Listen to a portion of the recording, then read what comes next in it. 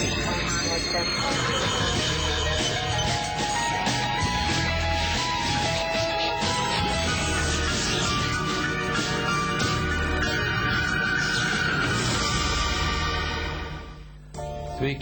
mes lietuviai mėgstame dejuoti, peikti save, skųstis gyvenimu. Manome, kad esame pesimistų ir savižudžių tauta. Ir statistika tą patvirtina. Tačiau galbūt yra kiti irgi objektyvūs moksliniai metodai, kurie galėtų geriau įvertinti tautų ypatybės arba, kitaip sakant, jų kokybę. Galbūt čia galėtų padėti genetikos ir genomikos pasiekimai. Pavyzdžiui, gal vertėtų iššifruoti įvairių tautų atstovų genomus ir tai galbūt padėtų išsiaiškinti, kodėl vieni gali būti išrinktąją tautą, o kiti ne. Taigi, šioje laidoje pažiūrėsime, ką genomikos ir kitų mokslo sričių pasiekimai sako apie lietuvių tautos genomą ir apie mūsų tautos kilmę. Jeigu mes kalbam apie lietuvius kaip tautą, kaip fizinį vienetą, ne kalbą, o fizinį būtent vienetą, tai man aišku, aš manau ir kitiem yra labai įdomu vis dėlto, iš kur mes atsiradom, iš kur čia atėjom, ar čia mes visą laiką buvom, ar jeigu buvom, tai kiek laiko. 2005 metais genomikoje atlikta keletas reikšmingų darbų, šifruojant įvairių organizmų, pavyzdžiui, šimpanzės genomus ir juos lyginant. Didžiausias pasiekimas – sukurtas žmogaus genetinių variacijų katalogas, moksliškai vadinamas HapMap. Iššifravus 269 žmonių iš 4 populiacijų genumus, nustatyti 3 milijonai smulkių, tai yra vieno nukleotido skirtumų jų DNR grandinėje. Moksliškai jie vadinami snipais arba polimorfizmais. Rasta ir daugiau kaip 1000 retų paveldimų ligų genų. Vienos mutacijos tokiame gene pakanka, kad žmogus susirgtų. Pasirodė, kad tyrinėjant tuos genus, tarkime, ir DNR kitas sekas, kurios susijęs su genais, pasirodė, kad tiek žmogaus, tiek kitų, aišku, organizmų yra paveldima ne tik, kad vienas, tarkim, genas iš kartos į kartą perduodama, bet kartu su tuo genu dar perduodama visai eilė DNR sekų. Tai štai kartais galbūt man nereikia net žiūrėti į tą patį geną, ir kadangi jis irgi yra pakankamai didelis, o aš gal galiu pažiūrėti į greta esančias DNR sekas ir spręsti apie geno arba požymio paveldimą šeimoje, arba per daugelį šeimų, arba netgi visoje populiacijoje. Reiškia, šis įvertinimas supaprastino visą darbą. Vietoj to, kad mes tirtume milijonus nukleotidų vienoje chromosomoje esančius, mes galime tirti tik tai, jeigu chromosomai yra galima padalinti į tam tikrą skaičių blokų, tai kiekvienam blokui, kuriame yra keli genai, tarkim, ir kitos DNR sekos, paimti vieną arba du nukleotidus ir jau pagal jų paveldimo ypatybės arba pasiskirstimą atskiruose populiacijose, reiškia tautose, galime spręsti apie viso to bloko elgesį. Pagrindinis šio ir kitų genominių projektų tikslas – tikslesni įvairių lygų diagnostikos metodai bei geresnis lygų mechanizmų supratimas. Taip tikimasi sukurti įvairių lygų požymių katalogus. Be to tai padės tiksliai parinkti vaistus pagal genetinius požymius. O analizuojant specifinės genų grupės bus galima greitai, patikimai ir pigiai nustatyti būsimas kiekvieno žmogaus ligas. Bet ar šie pasiekimai, tos žinios leis įvertinti ir tautų genomų arba genetinę specifiką? Aš galvoju, kad vargiai ar yra genome ar žmogaus ar apskritai populiacijos genofonde galime priskirti, kad tai yra štai toks genotipas ir jau čia yra lietuvis ar rusas ar dar koks nors. Tie skirtumai, kurie skiria tautas, jie yra daugiau tokio, pasakyčiau, statistinio pobūdžio. Ir kada kalbam apie populiaciją arba tautą, tai mes gaunam įverčius statistinius. Reiškia, tai yra vidurkiniai kažkokie įverčiai, apibūdinantys konkretaus asmens ar visos tautos genofondą. Tai nereiškia, kad apskritai galbūt tokio žmogaus pagal tuos vidurkius ir nelabai yra konkrečiai. Ne tik Lietuva yra giminių kraštas, bet ir visa žmonija gan vienoda. Ne išoriškai, aišku, bet genetiškai. Nustatyta, jog žmogaus genomas vos 1–2% skiriasi nuo šimpanzės. Todėl įvairios žmonių tautos ir rasės dar labiau genetiškai panašios. Pavyzdžiui, mitochondrinės DNR tyrimai atskleidė, kad praktiškai visi Europos gyventojai kilo iš 7 moterų gyvenusių prieš kelis ar kelias dešimtis tūkstančių metų. Todėl neteisinga būtų sakyti, jog lietuviai arba kokia kita tauta turi firminį genomą. Tačiau tai padeda sužinoti, iš kur mes kilome ir kokios tautos genetiškai mums yra artimiausios. Lyginant skirtingų kontinentų žmonės, tie skirtumai yra minimalūs. Dar daugiau, jeigu mes galvojam, kad žmogus vis dėlto kilo, kažkur atsirado pradžioje kaip rūšis ir jinai vėliau plito migracijų keliu po visą pasaulį išplito, tai aišku, kad iš principo visi žmonės yra giminingi. Tas genomas, arba genų fondas, kuris apibūdina tam tikrą populiaciją, aišku, jis susiformavo pirmiausia migracijų keliu, o paskiau, kada lokaliai tam tikra tauta ar kas gyveno tam tikroje vietoje, jinai, galima sakyti, suformavo šiek tiek savitą genų fondą. Tauta yra ne genetinė, bet daugiau kultūrinė savoka. Per tuos kelis tūkstantmečius vienos tautos išmirdavo, jas pakeisdavo kitos. Vadinasi, nebuvo laiko susiformuoti ryškesniems genetiniams skirtumams. Nuolatinis tautų kraustymasis, maišymasis irgi vienodino mūsų genų rinkinius. Aišku, tam tikrą populiaciją mes vis dėlto galime apibūdinti. Tam tikra genų visuma. O jau užpereitais metais buvo paskirta Nobelio premija už tai, kad mokslininkai identifikavo genus, kurie susiję su jutiminiais dalykais ir jų priskaičiuota labai daug, reiškia, asmuo suvokia aplinką individualiai, galima sakyti. Dėl to tie genai buvo identifikuoti, reiškia, galbūt panašių kelių einant mes rasime ir genus, kurie susiję su charakterio savybėmis, bet šiandien akivaizdu, kad charakterio savybės tai matyti yra dalinai tik genetiškai nulemtos, o aplinka vis dėlto formuoja vienokią ar kitokią. Aišku, visa aplinka, aš turiu galvoje aplinką, kalbėdamas mitybą, įpročiai, papročiai ir taip toliau. Tas viskas formuoja žmogaus irgi galbūt charakterio savybės.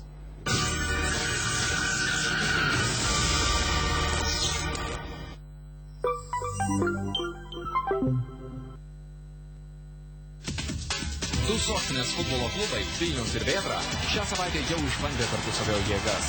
Savaitgalį dar vienas vilniečių derbis. Ar jaunai brazilais sustiprintai Vilniaus ekipai pavyks atsirevanšuoti? Pirmoji A lygos futbolo rungtynių transliacija. Šeštadienį 16:10 per Lietuvos televiziją. Tradiciniai Lietuvos šlagerių karaliaus ir karalienės rinkimai. Visi pretendentai į karūną, publikos numylėtiniai ir svečiai. Populiariausios dainos ir ryškiausios žvaigždės. Palangos pramoginės muzikos festivalio karališkame šlagerių koncerte. Šeštadienį 21 valandą per Lietuvos televiziją. Vaikystės draugai. Užaugę Niujorke, rajone, pramintame pragaro virtuve. Gyvena pagal vietinės mafijos įstatymus. Stambios aferos, kruvini susirėmimai ir žmogžudystės. Jų kasdienybė. Iki tos dienos, kol vienas iš jų žūsta, o kitas nutarė išsiaiškinti mirties paslaptį, net jeigu tai pakeis visą jo gyvenimą. Trileris Vienakis karalius. Šeštadienį vidurnaktį per Lietuvos televiziją. 7 profesionalai, savo sričių specialistai, spalvingos asmenybės. Jie keliauja po pasaulį ir ekstremaliomis sąlygomis tyria nusikaltimus, žmogžudysčių ir špionažo, terorizmo ir stambių vagysčių bylas. Specialioji jūrų policijos tarnyba. Detektyvinis veiksmo serialas antradieniais 23:10.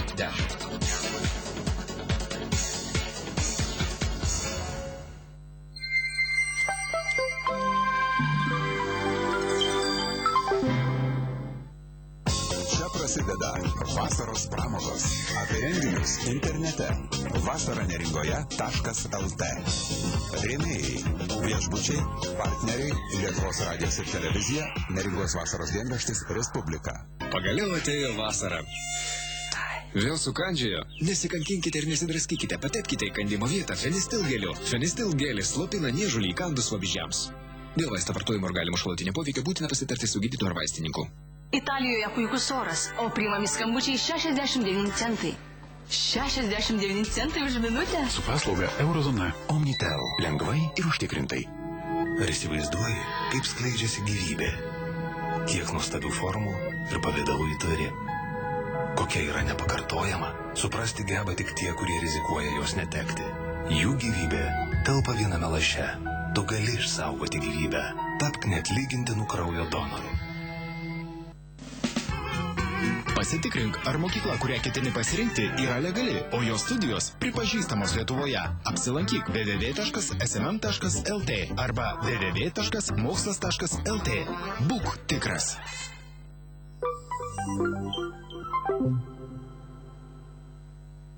Taigi, genetika negali patvirtinti jokios tautos, net ir žydų tautos išskirtinumo. Priešingai, ji liudė, kad ši tauta nelabai kuo skiriasi nuo kitų. Dabar jau aišku, kad pagrindinis tautos charakterio formavimosi veiksnys yra geografinė izoliacija. Tai reiškia, kad kuo ilgiau tauta gyvena izoliuotai ir atskirai nuo kitų, tuo ji labiau pasikeis bėgant laikui. Tačiau genetika ir genomika, taip pat kiti mokslai, gali padėti įvairioms tautoms geriau suprasti jų vystimosi tendencijas ir tos skirtumus. Čia buvo paradoksas, kuris buvo paskelbtas jau prieš kurį laiką, čia gal ir net prieš porą metų, kai ištyrė arabus gyvenančius Izraelį ir žydus gyvenančius Izraelį, tai jie pasirodė praktiškai nieko nesiskiria pagal genetinės savybės. Tuo tarpu, jeigu tyriam tolimesnius tiesiog tos pačios tautos atstovus, tai jų skirtumai buvo didesni negu ten esančių arabų ir žydų. Štai kodėl sunku kalbėti apie tautos ar etnoso genomą. Galbūt bus surasti kokie nors specifiniai tautą vienijantis genetiniai požymiai, o kol kas tenka sutikti su mokslininkais, jog čigonų, žydų, gruzinų ir visų kitų tautų skirtingą temperamentą, tradicijas, sąmonę ir panašiai lemia visai kiti faktoriai. Pagrindinis veiksnys, formuojantis genetinius skirtumus, yra geografiniai atstumai ir gyvenimo sąlygos. Jeigu yra labai izoliuota kokia nors populiacija ar žmonių grupė, žinomų tokių izoliatų labai daug pavyzdžių, pirmiausia religiniai izoliatai, kada žmonių santuokos yra uždaros, jos formuoja, aišku, jau tam tikrą genų fondą, reiškia pasirinkimas santuokai yra labai ribotas, dėl tos priežasties gali pradėti veikti kiti genetiniai mechanizmai, tokie kaip genų dreifas vadinamas, kada genų dažnis labai sparčiai kinta sekančiose kartose, reiškia pasikeičia, aišku, ne patys genai, bet tiesiog jų variantai keičiasi ir jų paplitimas tyriamoje žmonių grupėje. Taigi, skirtingas tautas ir kultūras formuoja migracijos, socialiniai santykiai. Vėliau įsijungia minėti genetiniai mechanizmai, kurie yra reikšmingi dėl tokios priežasties. Anksčiau Lietuvoje tuokdavosi beveik kaimynai, gretimame kaime ar valsčiuje gyvenantis vyrai ir moteris. Tautos sveikatos požiūriu tai nėra labai gerai. Kadangi, kaip manoma, kiekvienas žmogus yra bent 10 paveldimų ligų nešiotojas, susikryžminus su kitu nešiotoju tokios poros palikuonis galėdavo susirgti kurią nors ligą. Štai kodėl glaudžiame rate besikryžminančių Europos valstybių kilmingieji labai dažnai sirgdavo paveldimomis lygomis, tokiamis kaip hemofilija arba daltonizmas. Šiais laikais, kai šeimas kuria skirtingų kultūrų žmonės, gyvenantis visiškai kitokiomis sąlygomis, tikimybė susitikti dviems tokiems patiems genų defektams arba genų rinkiniams itin sumažėja. Sumažėja ir genetinis specifiškumas. Tai yra eksperimentiniai įrodymai su gyvūnais ir augalais. Čia abejonių nekyla, kad kuo kryžminama tolimesni savo savybėm individai, tuo palikuonys yra gyvybingesni ir pasižymi geresnėmis kokybėmis. Genomų tyrimai visgi padeda susekti kai kuriuos tautų evoliucijos judėjimo ir maišymosi procesus, taip pat ir jų amžių. Specifinių genų rinkinių tyrimai patvirtina tai, apie ką viename laikraščio Akiračiai numeryje teigia Gintaras Beresnevičius. Lietuvių nacija turi labai senas šaknis. Ji ėmė formuotis prieš kelis tūkstančius metų. Slavai atsirado kur kas vėliau, tik 4 šimtmetyje po Kristaus. Baltų civilizacija piliakalnius pradėjo pilti prieš 5000 metų, kai Egipte iškilo pirmosios piramidės. Būdami artimi mūsų giminaičiai rusai, pasak Beresnevičiaus, tarsi paaugliai nuolat maištauja prieš savo tėvus, tai yra lietuvius ir latvius. Užtat ir savo vienybės šventę jie pasirinko lapkričio 4-ąją, tą dieną, kai Maskvoje išžudė lietuvius, prieš tai ilgai marinė juos badu.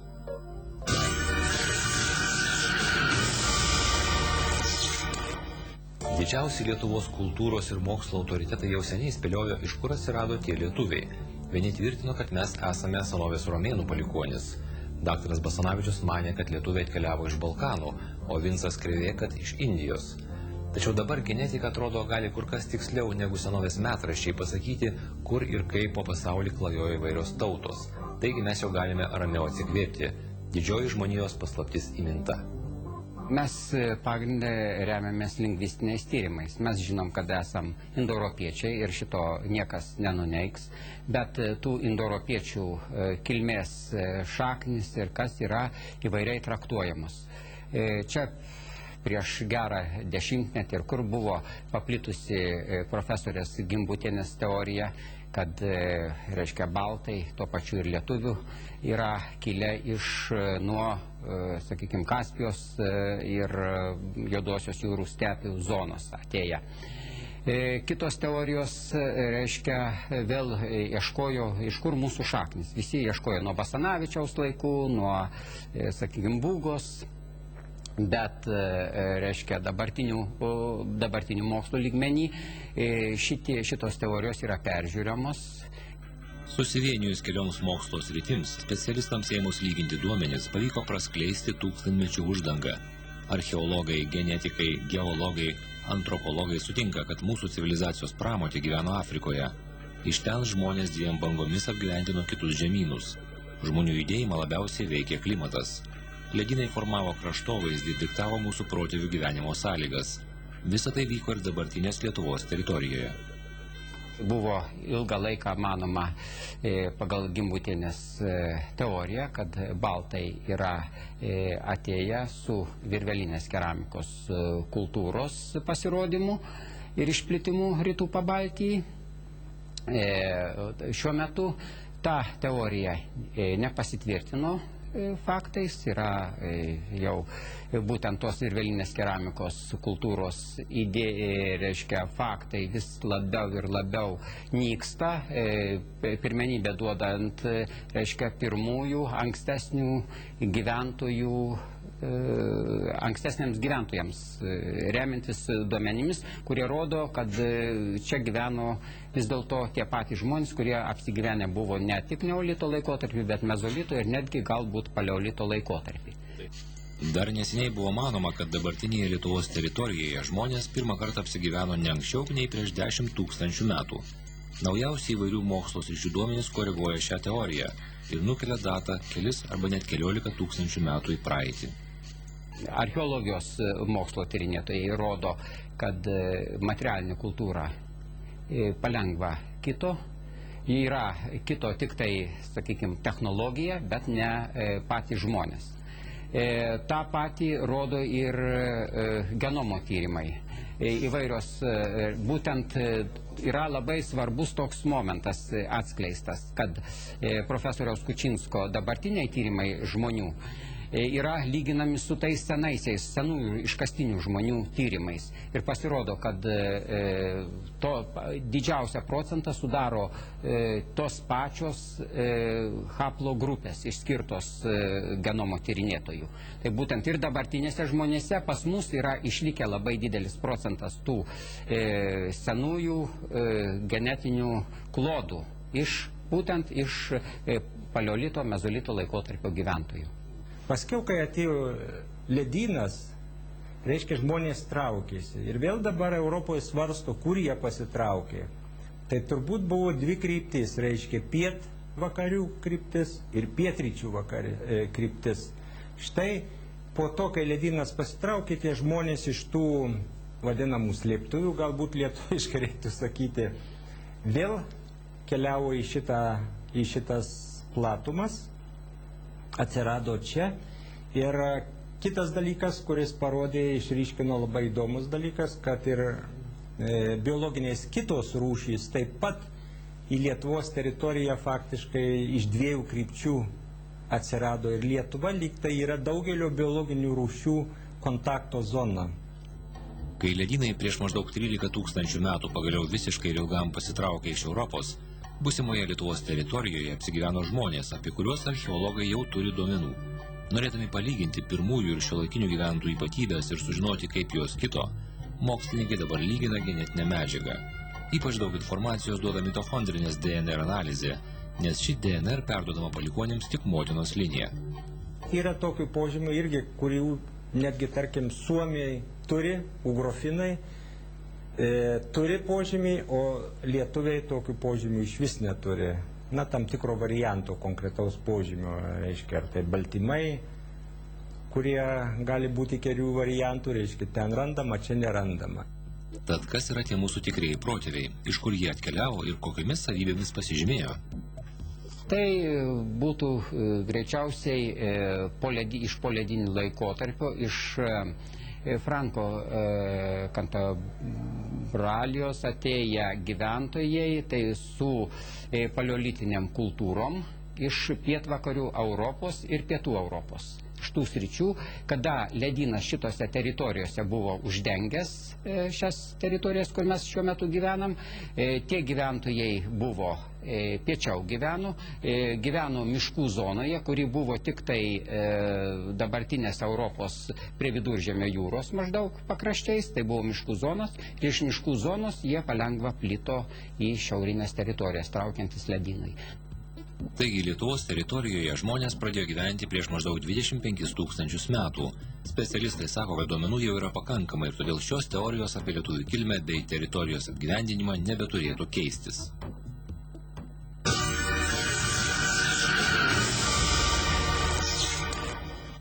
Kaip tapti išrinktąją arba ypatingą tautą? Vien gerų norų ar specifinio genų rinkinio nepakanka. Tautos charakterį labai stipriai formuoja aplinka, klimatas, kaimynai. Geologai jau gali labai tiksliai pasakyti, kaip atrodė lietuvių arba jų protėvių gyvenamoji vieta, kaip jie kito ir kaip tai savo ruožtu keitė ten gyvenančių žmonės, jų savybės, jų istoriją ir kultūrą. Modernioji geologija nukelia Lietuvos, sakyčiau, kabutėse pradžią į 2 milijardų metų praeitį, kada susidarė ta pluta, ant kurios žymiai vėliau atsirado Lietuva ir jos lietuviai, gyventojai.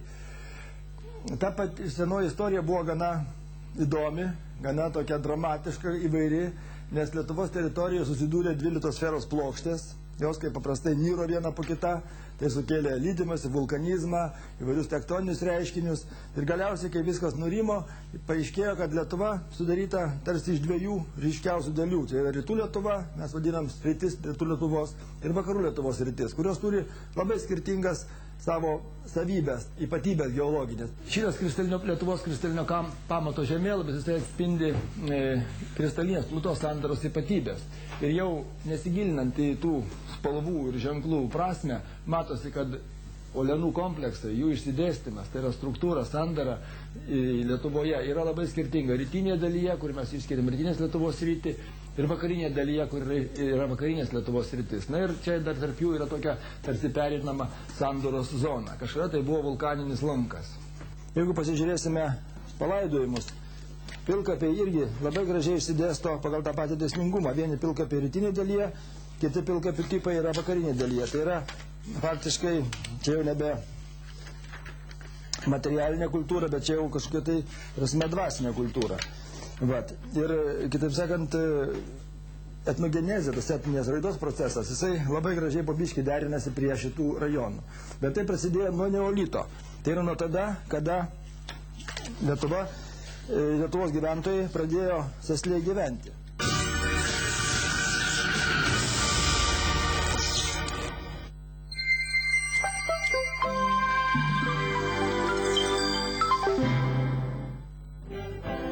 Visoje katalikiškoje Europoje garsi mūsų tautos šventovė Kryžių kalnas, kaip ir kasmet, paskutinį Liepos sekmadienį kviečia tikinčiuosius į tradiciniais tapusius atlaidus.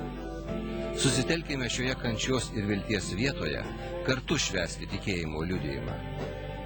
Šventų mišių iš Kryžių kalno tiesioginė transliacija Liepos 30 dieną 14:55 per Lietuvos televiziją.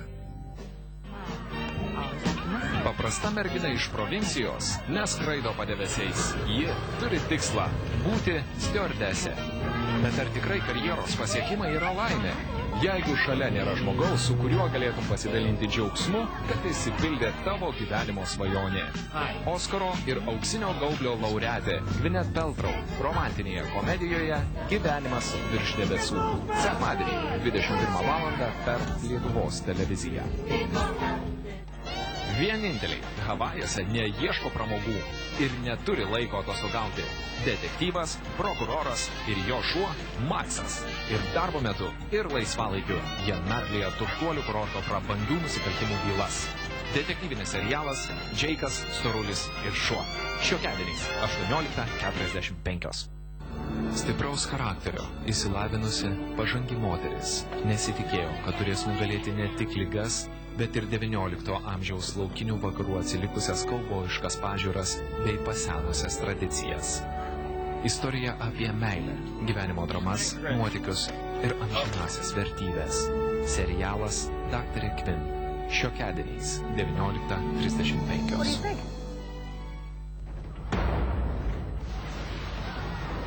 Lėktuvo katastrofa dar ne pabaiga. Tiems, kurie išsigelbėjo, tai tik pradžia, nes jie nežino, kad negyvenamoje saloje yra ne vieni, toli nuo civilizacijos ir dingę niekur. Garbingiausių televizijos prizų Emmy apdovanotas kaip geriausias draminis serialas. Mistinė nuotykių drama Dingę.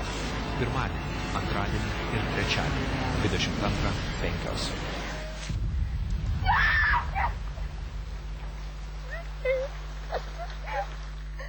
Pirmadienį laidoje FBK Kaunas ir Sūduva pateko į kitą UEFA taurės turnyro etapą.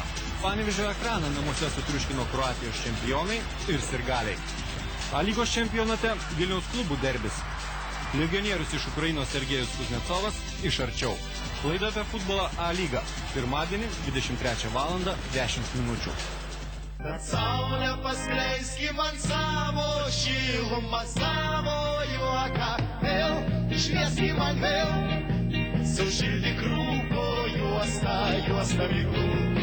Vėl švieskim man vėl, sušildyk tamsą naktį, tą juodą naktį. Vėl švieskim man vėl, pripildyk žemę džiaugsmo, džiaugsmo dainos. Vėl švieskim man vėl, dainoj sugrįžta laimė, dainoj sugrįžta. Visą vasarą arčiausiai jūsų Lietuvos televizija.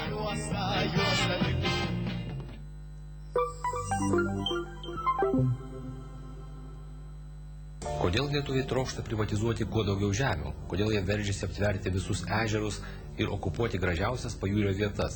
Norint surasti atsakymą, reikia žvelgti kuo giliau, tai yra kuo toliau į praeitį.